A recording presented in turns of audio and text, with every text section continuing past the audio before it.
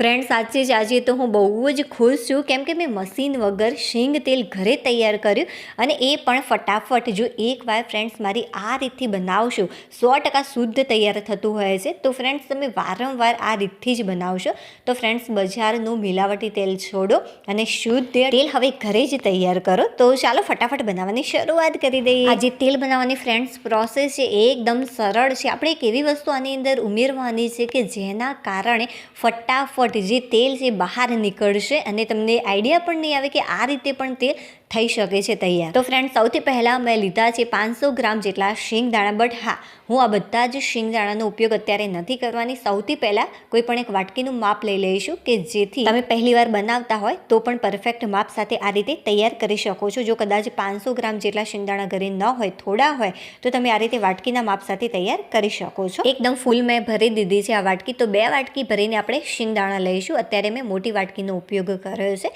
તમે નાની વાટકીનો પણ ઉપયોગ કરી શકો છો. જો પહેલીવાર બનાવતા હોય તો તમે થોડાક શિંગદાણાનો ઉપયોગ કરીને બનાવજો. ફ્રેન્ડ્સ, જ્યારે મેં આ રેસીપી બનાવી ત્યારે મેં ફક્ત 2 વાટકી જેટલા જ શિંગદાણાનો ઉપયોગ કર્યો અને ત્યારબાદ ખરેખર બહુ જ સરસ મજાનું તેલ નીકળ્યું. એટલા માટે મેં ફરીથી તેલ નીકાળ્યું, એ પણ ડબ્બો ભરીને. ચાલો હવે આપણે આને શેકવાના કઈ રીતે છે એ ખાસ જોઈ લેજો. તો શરૂઆતમાં જે ગેસની ફ્લેમ છે એ ફાસ્ટ રાખવાની. ફાસ્ટ ફ્લેમ ઉપર 1 મિનિટ માટે સતત આને આ રીતે મિક્સ કરતા રહેવાનું. જો આ રીતે થોડોક ડાર્ક કલર થવા લાગે ત્યારે જે ગેસની ફ્લેમ છે તમારે મીડિયમ કરી દેવાની અને મીડિયમ ફ્લેમ ઉપર 1 મિનિટ માટે આને શેકવાનું છે. આમ કરતાં ફક્ત 2 મિનિટની અંદર સરસ મજાના શિંગદાણા શેકાઈ જતા હોય છે. એકદમ આપણે ઓવર શેકવાની જરૂરિયાત નથી. જુઓ આ રીતે ફોતરા ઉપર થોડા ક્રેક્સ થવા લાગે ત્યાં સુધી મેં આને શેક્યા છે અને થોડોક ડાર્ક કલર થઈ જાય ત્યાં સુધી જ શેકવાના.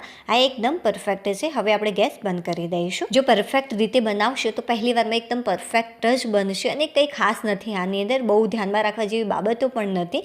બસ જુઓ, તમારે આ રીતે શિંગદાણા સિમ્પલ શેકી લેવાના છે.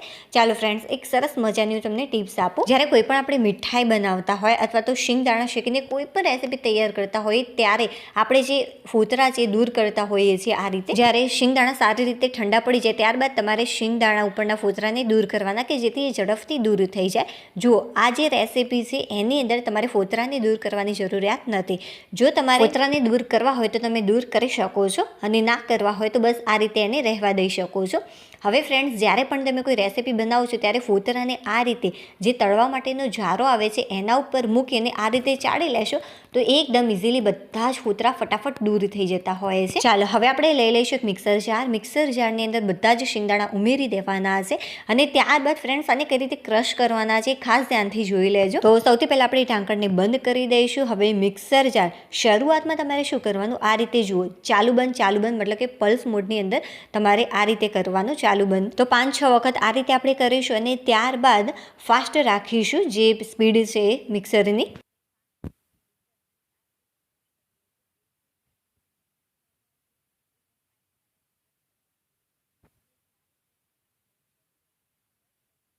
તમને થોડુંક તેલી જેવું લાગવું જોઈએ. આ રીતે થોડુંક પ્રેસ કરશો ત્યારે તમે જોઈ શકો છો લડ્ડુ આપણે વાળવા માટે આને પ્રેસ કરી અને સરસ મજાના લડ્ડુ જેવું બને, બસ એ ટાઈપનું આ થવું જોઈએ. આને મેં 1 મિનિટ માટે સારી રીતે ક્રશ કર્યું છે. 1 મિનિટની જગ્યાએ 1.5 મિનિટ જેટલો ટાઈમ આપીને પણ તમે આને સારી રીતે ક્રશ કરી શકો છો.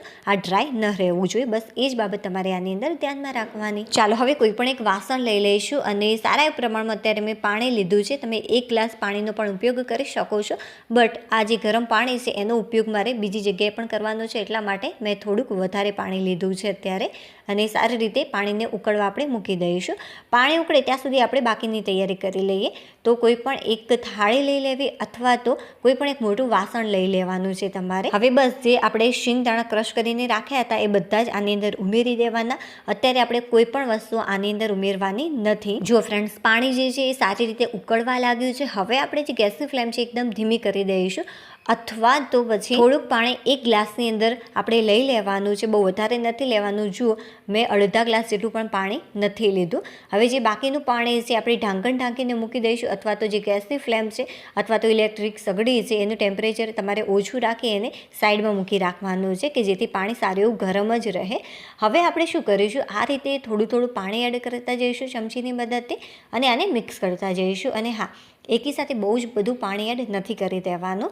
આ રીતે આપણે થોડું થોડું કરીને પાણી એડ કરતા જઈશું, 2-3 ચમચી જેટલું, અને આને મિક્સ કરતા જઈશું. અને આ ફ્રેન્ડ્સ, એક વિડીયો બનાવવામાં ખરેખર બહુ જ મહેનત લાગતી હોય છે. થોડી પણ રેસીપી તમને પસંદ આવી હોય, યુનિક લાગી હોય તો પ્લીઝ વિડીયોને લાઇક કરી દેજો. ચેનલ પર નવા હોય તો ચેનલને સબસ્ક્રાઈબ કરવાનું બિલકુલ પણ ભૂલતા નહીં. જો સંપૂર્ણ એકવાર આ રીતે લોટ જેવું બંધાઈ જશે, સરસ મજાનું ગરમાટું વળશે, ત્યારે આની અંદરથી ફ્રેન્ડ્સ તેલ રિલીઝ થશે. શિંગદાણાનો એક ગુણધર્મ હોય છે કે ગરમ પાણી તમે આ રીતે જેટલું થોડું થોડું કરીને એડ કરતા જશો, એ શોષવાનું કાર્ય કરશે અને સાથે સાથે અંદરનું જે એનું તેલ છે બહાર ફેંકવાનું કાર્ય કરતું હોય છે. તમે વિડીયોની અંદર જોઈ શકો છો. જ્યારે લોટ બંધાઈ જશે, તમે આ રીતે મસળશો, ત્યારે શરૂઆતમાં તમને એમ લાગશે કે તેલ નીકળશે કે નહીં, બટ થોડોક ટાઈમ, ફક્ત 4 મિનિટ માટે તમે જોજો, 4 થી 5 મિનિટની અંદર સરસ મજાનું તેલ આની અંદરથી નીકળવા લાગતું હોય છે. જેમ જેમ તમે આને આ રીતે પ્રેસ કરતા રહેશો અને જેમ જેમ થોડું ચમચી કરીને પાણી એડ કરતા રહેશો, તો ખરેખર બહુ જ સારા પ્રમાણમાં આની અંદરથી તેલ આપણે કાઢી શકીએ છીએ. જો અત્યારે તમને થોડુંક જ લાગતું હશે, બટ જેમ જેમ તમે આ રીતે પ્રેસ કરશો એમ સારા પ્રમાણમાં તેલ નીકળશે. જુઓ, હવે આપણે ફરીથી આની અંદર 1 ચમચી જેટલું પાણી એડ કરીશું. લોટ સારી રીતે ફ્રેન્ડ્સ બંધાઈ જાય ત્યારબાદ તમારે ધ્યાન રાખવાનું કે બિલકુલ પણ પાણી વધારે નથી એડ કરવાનું. આ રીતે થોડું થોડું કરીને એડ કરતા જવાનું. અને હા, પાણી એડ કરો છો ત્યારે તેલની અંદર થોડુંક પાણી તમે જોઈ શકો છો વિડીયોની અંદર સાઈડમાં છે. તો તમારે શું કરવાનું, એના માટે જે લોટ આપણે બાંધ્યો છે એને આખો તેલમાં લઈ જવાનો અને ત્યારબાદ આ રીતે મસળવાનું. એટલે જે લોટ છે એ પાણી પી જશે અને તેલ અંદરથી વધારે પ્રમાણમાં બહાર નીકળશે. આ પાણી બિલકુલ નથી, તેલનો જ ભાગ છે. જ્યારે તમે આ રીતે તેલ તૈયાર કરો છો અને ત્યારબાદ આનાથી રસોઈ તૈયાર કરો છો, ત્યારે ફ્રેન્ડ્સ બિલકુલ પણ છાંટા બહાર નહીં આવે. ઘણીવાર તેલની અંદર પાણી પડતું હોય ત્યારે કેવો અવાજ આવતો હોય છે, એવું બિલકુલ પણ આની અંદર નહીં થાય, કેમ કે આની અંદર બિલકુલ પણ પાણીનો ભાગ નથી રહેતો. જો બંને હાથ વડે આ રીતે પ્રેસ કરશે તો પણ સારા પ્રમાણમાં તેલ આની અંદરથી નીકળતું હોય છે. આ રીતે આપણે જેટલું બને એટલું તેલ નીકાળી લેવાનું અને ત્યારબાદ કોઈ પણ એક બાઉલ લઈ લેવાનું છે. આ રીતે ગરણી મૂકીશું અને ચમચી ભરાવી દેવાની સાઈડમાં, કે જેથી ગરણી નીચે ન પડી જાય અને ઇઝીલી આપણે તેલ આ રીતે ગળી શકીએ. જુઓ, વિડીયોની અંદર એકદમ ઇઝીલી આ તેલ ગળાઈ જતું હોય છે આ રીતે. હવે બાકીનું જે મિક્સર છે એની અંદર આપણે થોડું થોડું કરીને પાણી એડ કરતા જઈશું અને ફરીથી આને મિક્સ કરતા જઈશું. જેટલું ફ્રેન્ડ્સ તમે આ રીતે આને પાણીની અંદર મિક્સ કરતા જશો, એટલા જ પ્રમાણમાં આની અંદર તેલનું પ્રમાણ વધતું જશે. જુઓ, ફટાફટ હવે તેલ નીકળશે. અને હા ફ્રેન્ડ્સ, બધું જ તેલ હું નીકાળતી નથી, કેમ કે જે આ વધ્યો છે ફાઈબર, શિંગદાણા જે આપણે ક્રશ કરીને રાખ્યા હતા, જે લોટ તૈયાર થયો છે,